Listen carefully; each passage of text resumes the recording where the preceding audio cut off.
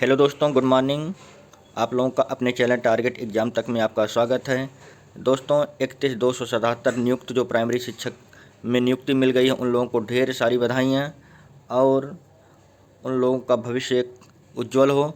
हम बात करेंगे दोस्तों 37,339 पदों पर भर्ती प्रक्रिया जल्द, यानी जो बाकी बचे हुए पद हैं 37,339 जो पद हैं उस पर बेसिक शिक्षा मंत्री का बयान आया है कि इन पर भर्ती प्रक्रिया जल्द होने के आसार हैं। इसके अलावा बात करेंगे 31,277 नियुक्त प्राइमरी शिक्षकों का आखिर कितना होगा वेतन।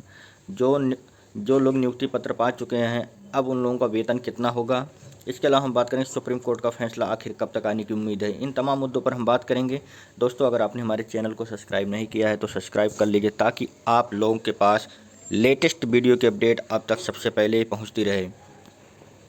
दोस्तों जैसा कि जान रहे हैं 69,000 की शिक्षक भर्ती में सुप्रीम कोर्ट का फैसला अभी तक रिजर्व है, लेकिन उसके एक आदेश पर उत्तर प्रदेश के मुख्यमंत्री शिवपुर के मुख्यमंत्री माननीय योगी आदित्यनाथ ने 31,661 पदों पर भर्ती प्रक्रिया जारी करने का आदेश दिया था और थोड़ा लेट ही हुआ, लेकिन भर्ती प्रक्रिया 1 महीने के अंदर निपट गई और अब लोगों के हाथ में नियुक्ति पत्र भी आ चुका है। लेकिन इस भर्ती प्रक्रिया पर आरोप प्रत्यारोप का दौर चल रहा है।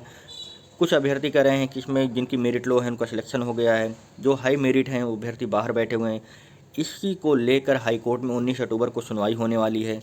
अब देखने वाली बात है 19 अक्टूबर को क्या सुनवाई होती है, क्या फैसला आता है या फिर अगली डेट मिलेगी, लेकिन यह तो देखने वाली बात होगी। लेकिन अब जो अभ्यर्थियों के मन में सबसे बड़ा सवाल है, 69,000 शिक्षक भर्ती प्रक्रिया में एक चरण तो पार हो चुका है, जो बाकी बचे हुए पद हैं यानी 37,339 जो बाकी बचे हुए पद हैं उन पर भर्ती प्रक्रिया कब होगी। इस पर शिक्षा मंत्री का एक बयान आया था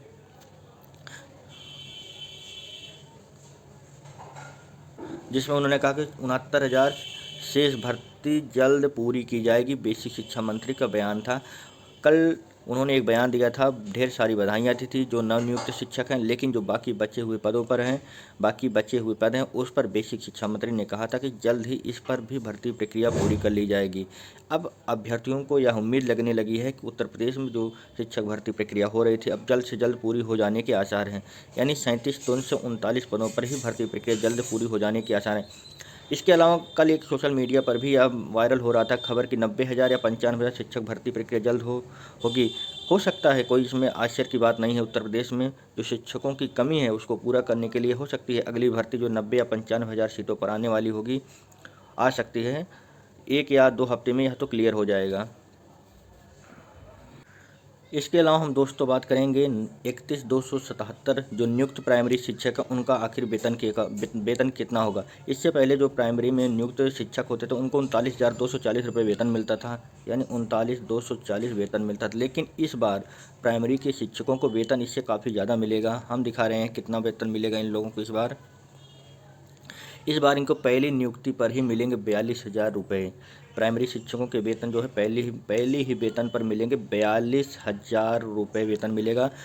सहायक अध्यापकों के पद पर चयनित अभ्यर्थियों का वेतन बैंड जो है 9300, 34,800, ग्रेड वेतन 4200।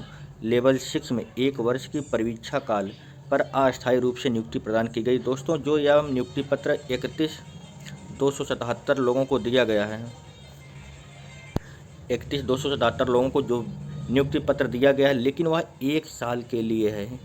1 साल के लिए परीक्षा काल माने अस्थायी नियुक्ति है। इनको अगर सुप्रीम कोर्ट या हाई कोर्ट का फैसला इनके खिलाफ आता है तो भर्ती प्रक्रिया निरस्त भी की जा सकती है। इसलिए इन लोगों की अस्थायी नियुक्ति दिया गया है 1 साल के लिए। और चयनित शिक्षकों को जो है चयनित शिक्षकों को नौकरी के पहले महीने में प्रमाण पत्रों के सत्यापन के बाद 42,000 रुपये वेतन मिलने लगेगा।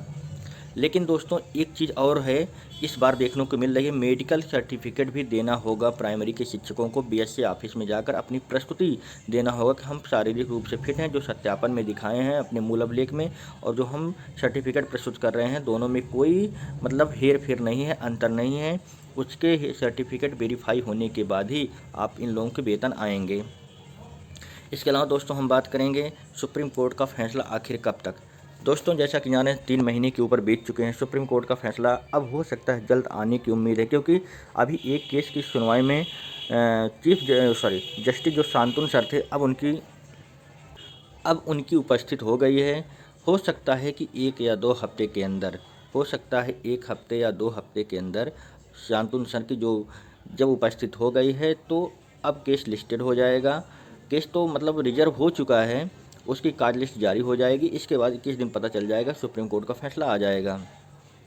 फैसला आ जाता है 60 या 65 पे आता है, 40 या 45 पे आता है। किस पर आता है?